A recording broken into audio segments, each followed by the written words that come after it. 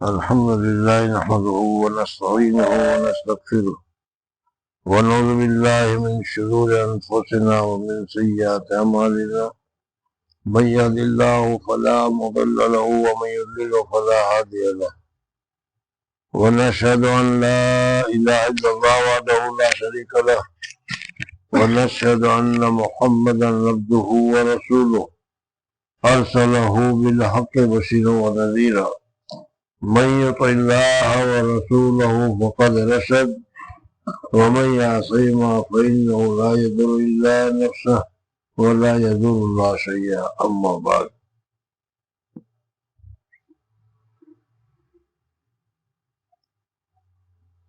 بیعت ہونا انتہائی ضروری ہے اور بیعت ہو کر اپنے قلب کی صفائی کرنا یہ بھی بہت زیادہ ضروری ہے۔ حضور اکبر صلی اللہ علیہ وسلم کے زمانے میں صحابہ کرام رضوان اللہ تعالی علیہ مجمعین جو کہ اپنے کام کے اعتبار سے اتنے غلط کام کرتے تھے کہ کچھ نہ پوچھو، لیکن جب بیعت ہو گئے، ایمان لے آئے، حضور صلی اللہ علیہ وسلم کے ہاتھ پر بیعت کر لی، بیعت کرنے کے بعد ان کا قلب اتنا مزکا مصفا ہو جاتا تھا کہ کوئی گناہ کی بات بھی نہیں ہوتی تھی۔ اللہ جل جلالہ و امن والوں نے بھی کل مولود یولد علی الفطرت، ہر ایک بچے کو فطرت سلیمہ کے اوپر پیدا کیا۔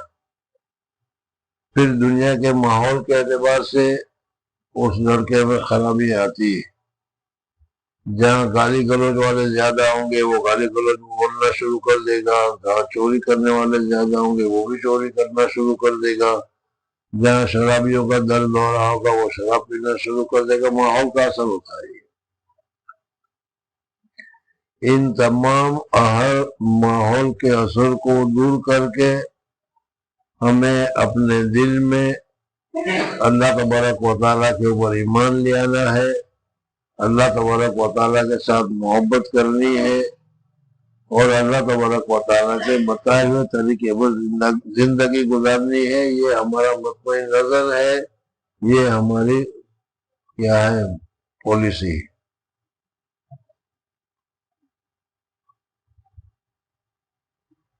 لیکن چونکہ ماحول کی وجہ سے دل خراب ہو گیا ہے، اس وجہ سے ایمان کا نور یا ایمان کی لذت جو ملنی چاہیے وہ ہمیں نہیں حاصل ہوتی۔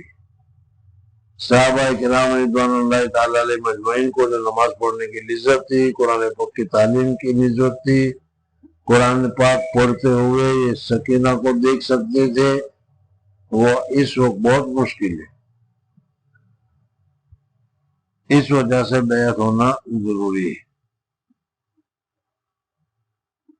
اصل چیز تو دل کو پاک صاف کرنا ہے، ہر گندگی سے دل کو پاک صاف کرنا ضروری ہے، اور دل کو پاک صاف کرنے کے لیے بیعت کے علاوہ کوئی راستہ نہیں، اس وجہ سے بیعت ضروری ہے۔ اس سے پہلے بھی بیعت کے متعلق حضرت شاہ ولی اللہ محدث دہلوی رحمۃ اللہ تعالیٰ علیہ کے قول الجمیل کے حوالے سے آپ حضرات کے سامنے بہت کچھ کہا جا چکا ہے۔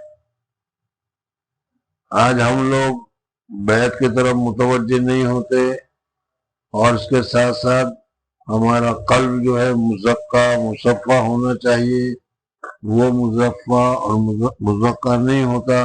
اس وجہ سے قلب میں سب ظلمت ہی ظلمت بھری ہوئی ہے، اور اس ظلمت کے بھرنے کی وجہ سے ایمان کا جو نور ہے وہ نور بھی مدھم پڑ گیا ہے، چھپ گیا ہے۔ اس وجہ سے ہمیں اپنے قلب کو حسد سے، بغض سے، کینہ سے، کپٹ سے وغیرہ یہ سارے رذائل سے پاک کرنا چاہیے۔ حضور اکبر صلی اللہ علیہ وسلم کے لیے قرآن پاک میں فرمایا گیا اِنَّکَ لَعَلَىٰ خُلُقٍ عَظِيمٍ۔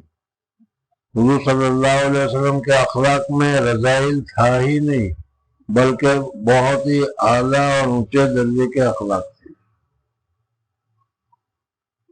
جس نبی کے اتنے اونچے اخلاق ہو اس کے امتی کے بھی اچھے اخلاق تو ہونے چاہیے. اس کی جگہ پر آج ہمارے اخلاق نبی کے اخلاق جیسے عمدہ تھے، حالات ہے، اسی طریقے سے ہمارے اخلاق اتنے زیادہ گھٹیے اور اتنے زیادہ. حضور اکبر صلی اللہ علیہ وسلم نے زندگی میں کبھی ایک مرتبہ بھی جھوٹ نہیں بولا، حتیٰ کہ لوگوں نے صادق الامین کا وعدہ دے دیا، لقب دے دیا. اور آج ہم ہیں کہ ہمارا کوئی کلام جھوٹ کے بغیر صادق ہی نہیں ہوتا. کتنا لمبا فرق ہے. بہرحال میرا کہنے کا مقصد یہ ہے کہ بھائی بیعت ہونا ضروری ہے. اصل تو قلب کو صاف کرنا ضروری ہے، اور قلب صاف نہیں کرتے، نہیں ہوتا بیعت کے بغیر، اس وجہ سے بیعت ہونا ضروری ہے.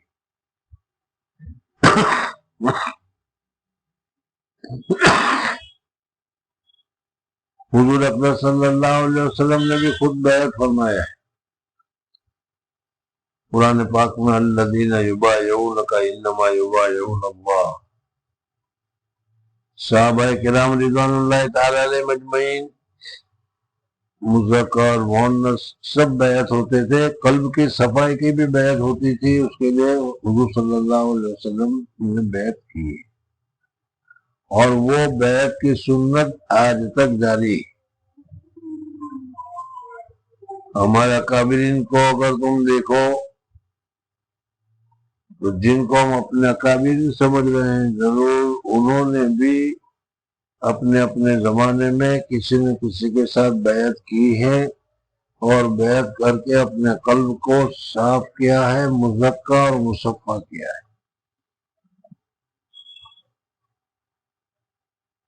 حضرت مولانا حاجی امداد اللہ مہاجر مکی رحمۃ اللہ تعالیٰ علیہ کو دیکھو، حضرت مولانا رشید احمد صاحب گنگوئی کو دیکھو، حضرت مولانا قاسم نانوتوی صاحب کو دیکھو، حضرت تھانوی رحمۃ اللہ علیہ کو دیکھو. بہرحال یہ بہت ہی زیادہ ضروری ہے. آج ہم لوگ اپنا تزکیہ، دل کی صفائی نہیں کرتے، اس وجہ سے بڑے اونچے سے اونچے درجے پر علم حاصل کر لیتے ہیں، سرٹیفکیٹ اعلیٰ سے اعلیٰ حاصل کر لیتے ہیں، لیکن چونکہ دل میں جنجلاہٹ ہے، گمراہی ہے، اس وجہ سے اعمال میں وہ جو نورانیت ہونی چاہیے، اعمال میں جو شفافیت ہونی چاہیے، وہ نہیں ہوتی.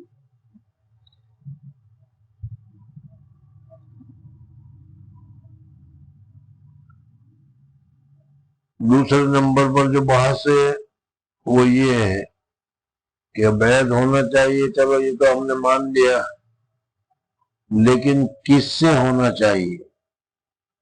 تو اس سلسلے میں بھی حضرت اقدس تھانوی رحمۃ اللہ تعالی علیہ نے، اور اسی طریقے سے حضرت حاجی صاحب رحمۃ اللہ تعالی علیہ نے تفصیل کے ساتھ تمام شروط کو ذکر کیا ہے، اور پیر میں کیا لیاقت ہونی چاہیے، کیا صلاحیت ہونی چاہیے، اور ساری چیزوں کو ذکر کیا ہے.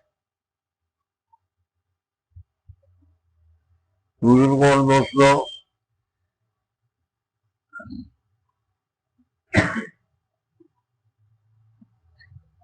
عوام سے زیادہ خواص کو، بلکہ ہم لوگوں کو اس کی بہت زیادہ ضرورت ہے. علم کی فضیلت کی وجہ سے، علم کی نورانیت کی وجہ سے آدمی کے دل میں ذرا کبر پیدا ہو ہی جاتا ہے کہ میرے پاس بہت ہی اونچی چیز ہے. اور شیطان بھی جو ہلاکت میں پڑا، وہ اسی وجہ سے ہلاکت میں پڑا کہ وہ اس نے اپنے دل میں یہ سمجھ لیا کہ آدم کے مقابلے میں سب سے زیادہ افضل ہوں، انا خیر منہ۔ ہم لوگوں میں بھی یہ چیز بہت زیادہ پائی جاتی ہے، اور اخلاق میں بھی بہت زیادہ برا جو ہے وہ کبر ہے۔ اکابرین فرماتے ہیں کہ رذائل میں جو رذیلہ سب سے اخیر میں نکلتا ہے وہ کبر ہے۔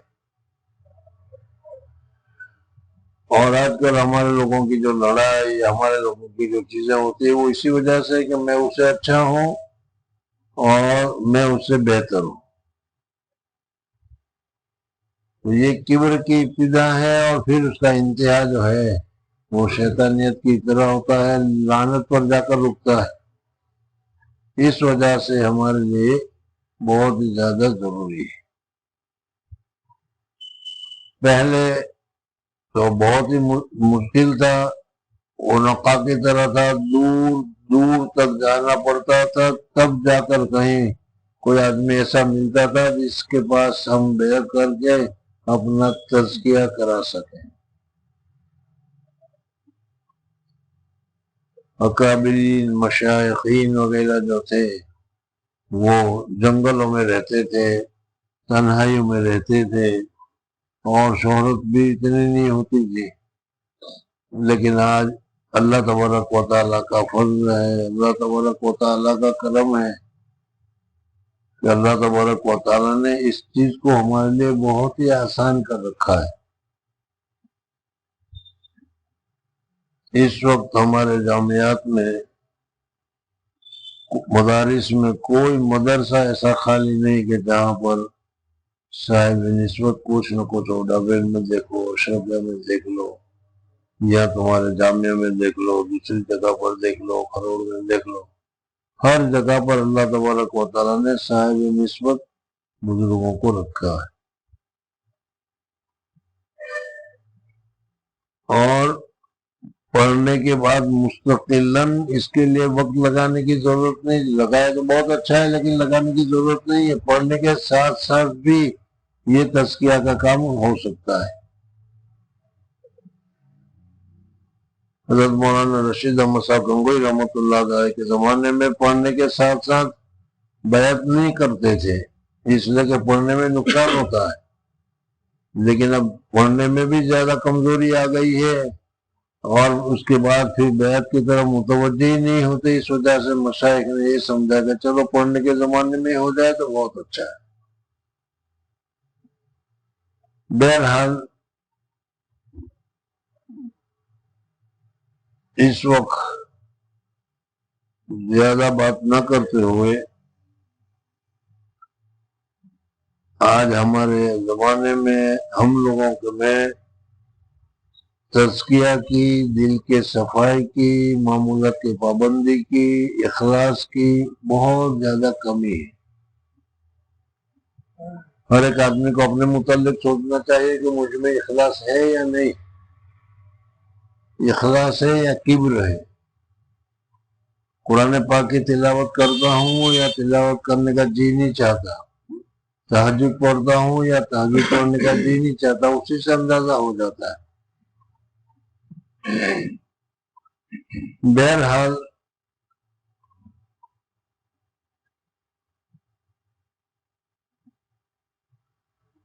اس وقت جو میں بتانا چاہ رہا ہوں وہ یہ ہے کہ ہم لوگوں کو پڑھنے کے ساتھ ساتھ اگر تزکیہ کا بھی وقت مل جائے، پڑھنے کے ساتھ ساتھ معمولات کے ادا کرنے کا بھی وقت مل جائے، پڑھنے کے ساتھ ساتھ اگر دل کی صفائی بھی ہو جائے تو یہ ضرور کر لینا چاہیے، اس میں کوتاہی نہیں کرنی چاہیے۔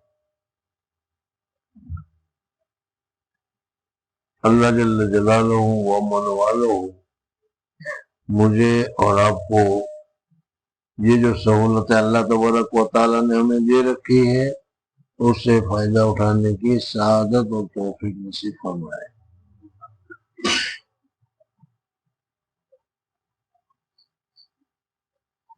دوسری خاص بات، کس آدمی سے بیعت ہونا چاہیے، یہ مستقلاً ایک دوسری بات ہے، انشاءاللہ پھر کسی وقت کریں گے۔ اس وقت ہمارے دوست، ہمارے ساتھی یہ کہہ رہے ہیں بیعت ہونے کے متعلق، تو ان کو میں نے کہا کہ بیعت ہونا تو بہت ضروری ہے، لیکن بیعت ہونے کے لیے جو تم نے انتخاب کیا ہے وہ انتخاب صحیح نہیں، اس وجہ سے کہ یہ بیعت کا تعلق ایک دو گھنٹے کا نہیں بلکہ ساری زندگی کا ہے۔ جیسے بیوی کا تعلق ساری زندگی کا ہوتا ہے، اور بیوی کے لیے آدمی بہت سوچ بچار کر کے پوری طریقے سے عقد کرتا ہے تاکہ پوری زندگی کا ساتھ نبھانا ہے، تو اس میں بھی پوری زندگی کا ساتھ نبھانا ہے۔ اس وجہ سے اچھی طریقے سے غور و فکر کرنا چاہیے، مزاج کو دیکھنا چاہیے، وہی بھی دیکھنا چاہیے کہ ان کے ساتھ محبت ہوگی نہیں ہوگی، ان کی باتیں ہم مانیں گے یا نہیں مانیں گے، ان کے معمولات پر عمل کریں گے یا نہیں، یہ ساری چیزیں دیکھ کر ہوتی ہے۔ حضرت حاجی صاحب حاجی امداد اللہ مہاجر مکی رحمۃ اللہ تعالی علیہ کے متعلق قصہ مشہور ہے کہ خواب میں انہوں نے حضور اکبر صلی اللہ علیہ وسلم کو دیکھا، اور حضور اکبر صلی اللہ علیہ وسلم نے ان کا ہاتھ کسی بزرگ کے ہاتھ میں تھما دیا۔ اب اس کے بعد وہ سمجھ گئے کہ حضور صلی اللہ علیہ وسلم نے میرا ہاتھ کسی کے ہاتھ میں تھما دیا ہے، اشارہ اس بات کی طرف کہ ان سے بیعت ہونا چاہیے، لیکن وہ ہے کون؟ بہت پریشان رہے، بہت تلاش کرتے رہے، بہت تفتیش کرتے رہے، لیکن جو خواب میں چہرہ دیکھا تھا وہ مل ہی نہیں رہے تھے۔ بہت جگہ پر، بلکہ جنگلوں میں بھی، ہمالیہ میں بھی بہت جگہ پر حضرت صاحب رحمۃ اللہ تعالیٰ علیہ، حضرت امداد اللہ مہاجر مکی رحمۃ اللہ علیہ تحقیق کر کے آئے گا حضور صلی اللہ علیہ وسلم نے میرا ہاتھ کس کے ہاتھ میں پہنچایا ہے۔ ایک مرتبہ تھانہ بھون وہ پریشان بیٹھے ہوئے تھے،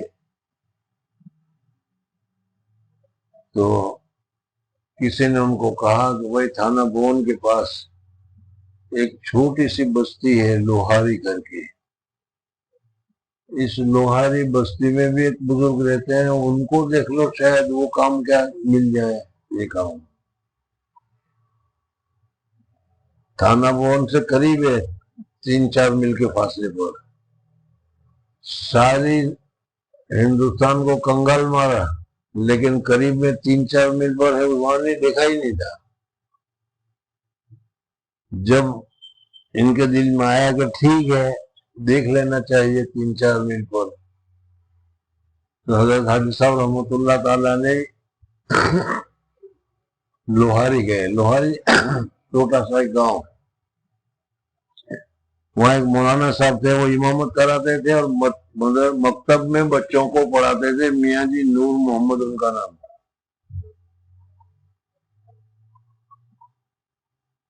حضرت حاجی امداد اللہ مہاجر مکی رحمۃ اللہ تعالیٰ نے ایک دم وہ گئے اور ان کو دیکھا، تو دیکھتے ہی وہ خواب میں جس شکل کو دیکھا تھا وہ شکل ان کو ذہن میں آ گئی، فوراً ان کے کیا ہے سامنے جھک گئے۔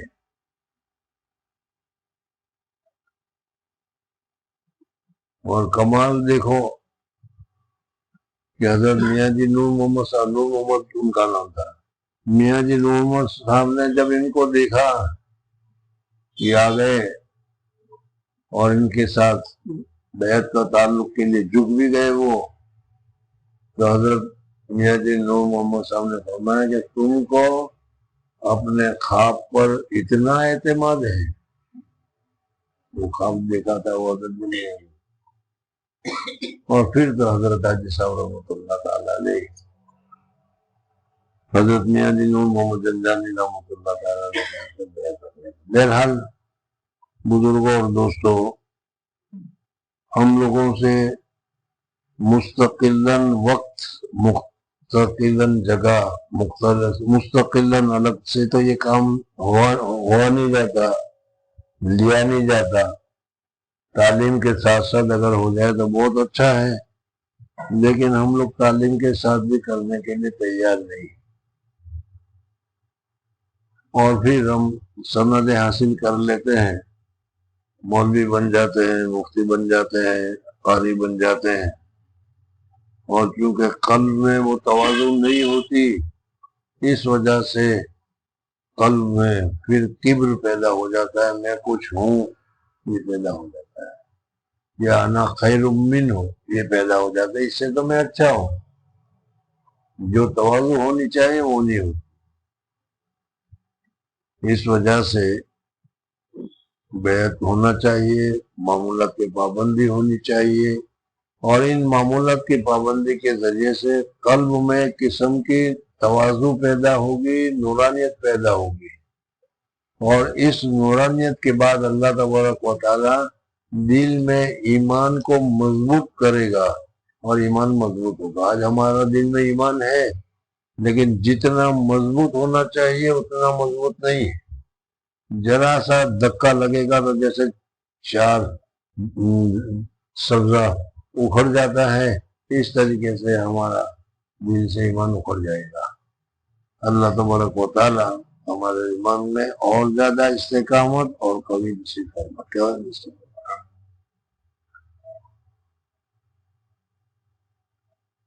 بہرحال وقت زیادہ ہو گیا، اتنا کافی ہے۔ آج اچھا اوپر آ جائے۔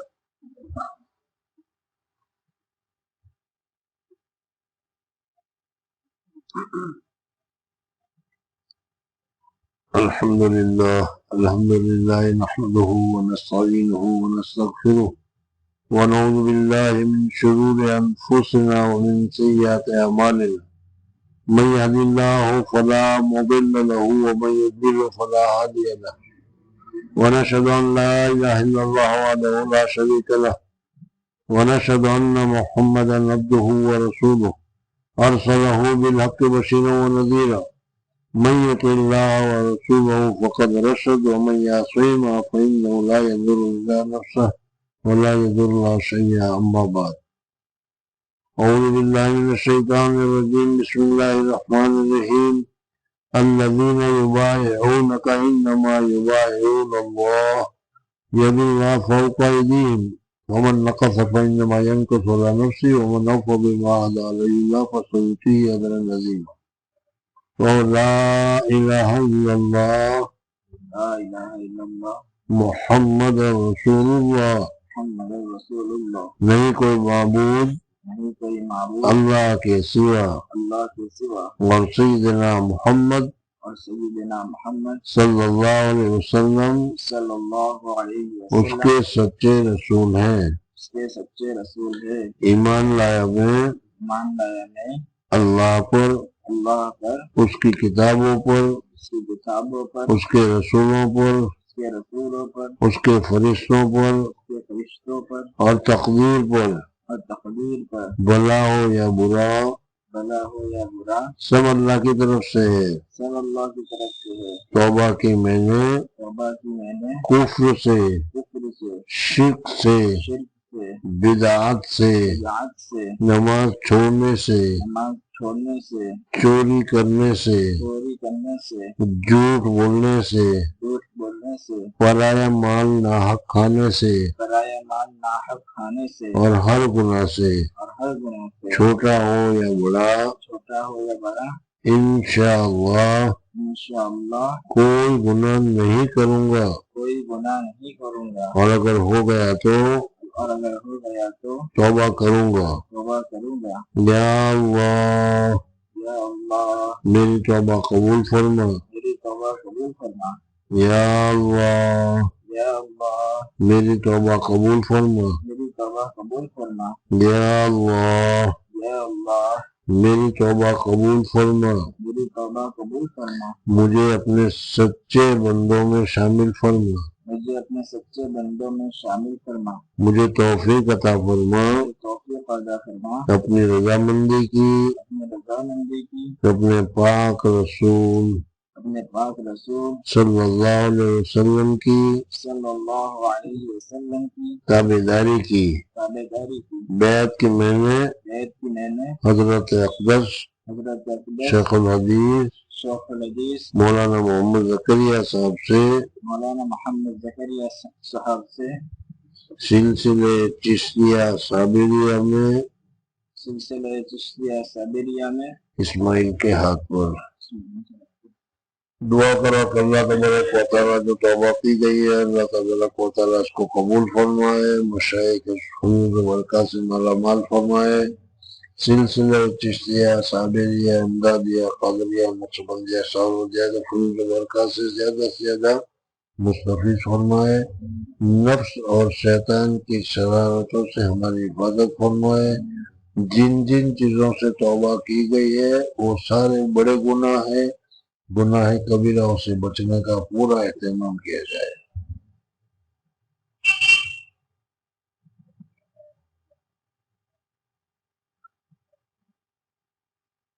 سبحان ربک رب العزت عما یصفون وسلام علی المرسلین والحمد للہ رب العالمین برحمتک یا ارحم الراحمین۔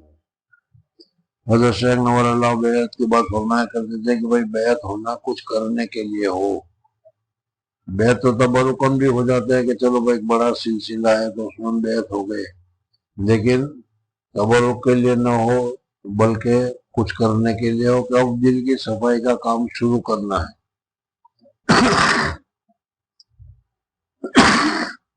بچپن میں اسکول میں جاتے تھے تو الف ب سے جس طریقے سے ماسٹر سکھاتے تھے اس طریقے سے اس لائن میں بھی الف ب سے ہی سیکھنا پڑتا ہے۔ بیعت ہونے کے بعد ابتدائی طور پر چند چیزوں کی تسبیحات وغیرہ پڑھنی پڑتی ہے، اور جب یہ تسبیحات پڑھتے ہیں پابندی کرتے ہیں تو قلب میں اللہ تعالیٰ نور پیدا کرتا ہے، قلب کی سختی کو ختم کرتا ہے، اور اللہ تبارک و تعالیٰ کی طرف اور حضور اقدس صلی اللہ علیہ وسلم کی طرف ہمارا قلب متوجہ ہوتا ہے، محبت پیدا ہوتی ہے، اور یہ محبت جتنی زیادہ پیدا ہو جائے اتنا ہی ہمارا فائدہ ہے۔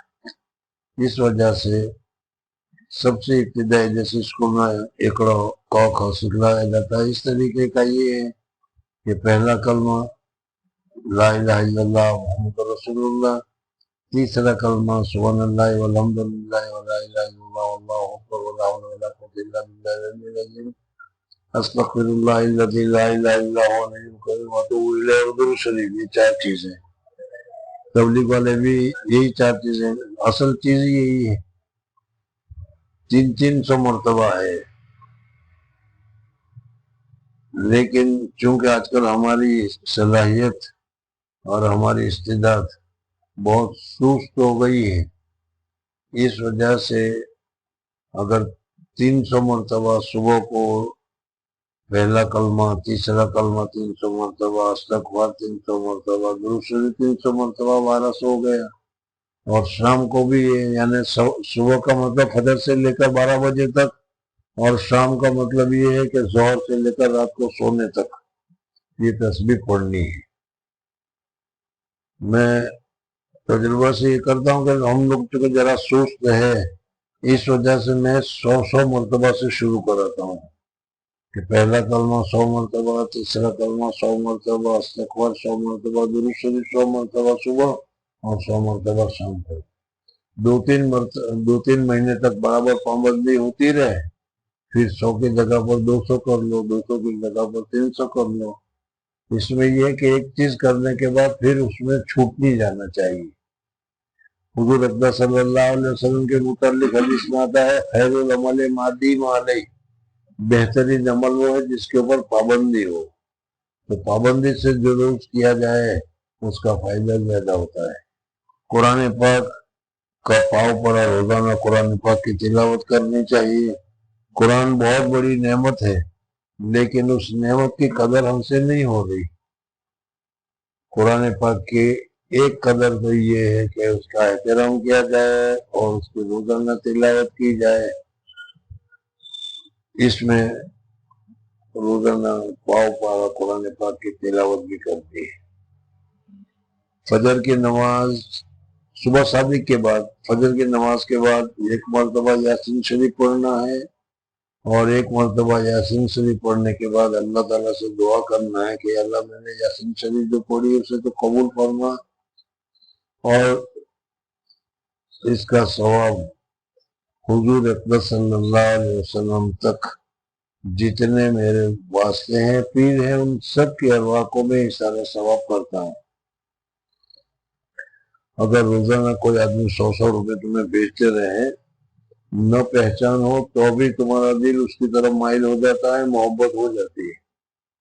تو روزانہ جب 10 قرآن کا ثواب ملتا رہے گا، تمہاری طرف سے فرشتے ان مشائخ کو، حضرت شیخ کو، مولانا خلیل احمد صاحب شانپوری رحمۃ اللہ تعالیٰ علیہ کو، حضرت مولانا رشید احمد گنگوئی رحمۃ اللہ تعالیٰ علیہ کو، حضرت حاجی امداد اللہ مہاجر مکی رحمۃ اللہ تعالیٰ علیہ کو، حضور صلی اللہ علیہ وسلم تک، تو ان کے دل میں بھی محبت پیدا ہوگی اور وہ بھی تمہارے لیے دعا کریں گے. تو صبح کے وقت یاسین شریف اور بھی دوسری بہت ساری فضیلتیں ہیں یاسین شریف پڑھنے کی، وہ بھی حاصل ہوگی. مغرب کے بعد یا عشاء کے بعد سورہ ملک تبارک، حدیث پاک میں آتا ہے کہ جو آدمی رات کو سورہ ملک پڑھتا ہے تو اللہ تبارک و تعالیٰ قبر کے عذاب سے اس کی حفاظت فرماتے ہیں. اور قبر کا عذاب بہت اہم مسئلہ ہے، اس وجہ سے روزانہ سورہ ملک کی ایک مرتبہ پڑھ دیتا ہے. رات کو سونے سے پہلے بھی شیطان سے حفاظت کے لیے 3 مرتبہ وضو کرے تو بہت اچھا ہے، وضو کرے، اور پھر اس کا کیا ہے 3 مرتبہ درود شریف، 3 مرتبہ سورہ فاتحہ، 3 مرتبہ قل یا الکافرون، قل هو اللہ احد، قل اعوذ برب الناس، آیت الکرسی پڑھ کر پھر اپنے بدن کے اوپر دم کر کے تسبیح سبحان اللہ 33 مرتبہ، الحمدللہ 33 مرتبہ، اللہ اکبر 34 مرتبہ پڑھ کر سو جائے. حدیث میں آتا ہے کہ شیطان سے حفاظت ہوتی ہے اللہ کی طرف سے.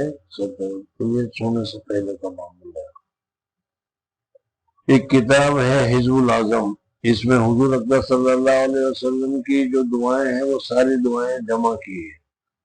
تو روزانہ اس کی جو ایک کیا ہے حزب ہے وہ اس دعا کو پڑھتے رہے. یہ ابتدائی معمول ہے، اس کو کرتے رہے. اللہ چاہے تو 6 مہینہ پوری پابندی سے کرنے کے بعد اس سے اوپر کا جو عمل ہے وہ عمل شروع کیا جائے گا تو انشاءاللہ بہت زیادہ فائدہ ہوگا. اللہ تبارک و تعالیٰ تمہیں بھی اور مجھے بھی اس کے رضامندی کے کام کرنے کی سعادت اور توفیق عطا فرمائے. سبحان اللہ وبحمدہ، سبحانک اللہم وبحمدک، نشہد ان لا الہ الا انت، نستغفرک ونتوب الیک.